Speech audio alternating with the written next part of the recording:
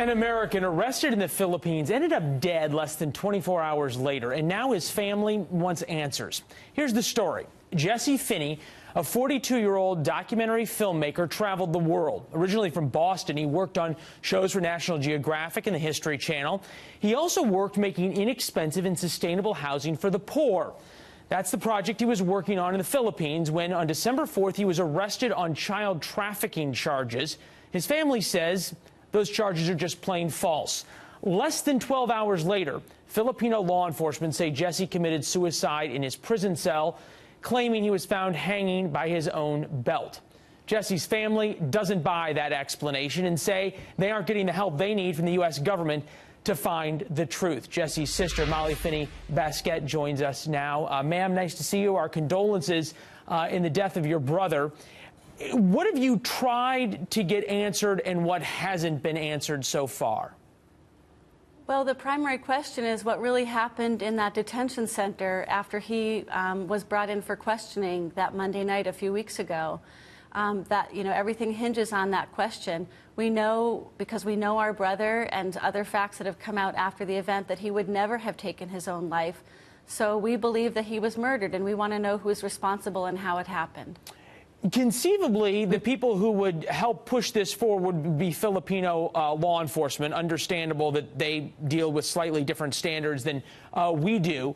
U.S. State Department would be the next place to turn. Have they been helpful, the embassy in Manila? They've been very kind, but, you know, they're diplomats, and so they have to be diplomatic. They've told us that their hands are really tied, that they don't have any jurisdiction with Philippine law enforcement.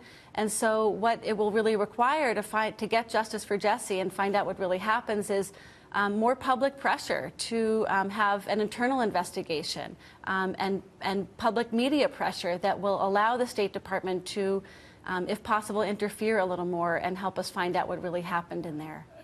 And I know it has been a struggle, to say the very least, to bring your brother's body back home. I know you're going to have a independent autopsy done.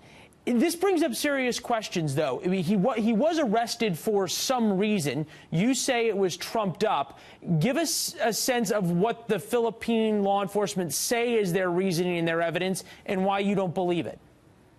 Well, we have the final report, and even in the final report from the NBI, which is the Filipino equivalent of the FBI, there's no actual evidence that he was engaged in human trafficking, in child abuse, or anything like that.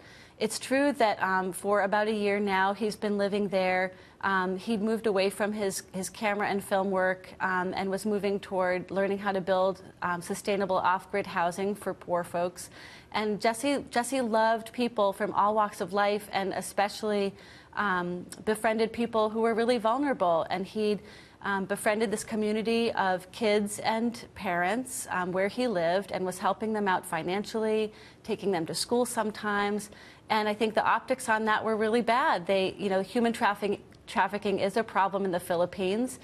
We think he was fingered by someone he was formerly helping because he looked like he maybe was doing something that he wasn't. They attributed poor motives to him, brought him in for questioning, and thought that he was a bad guy, filled in the blanks themselves, and someone took matters into their own hands. That's what we believe happened.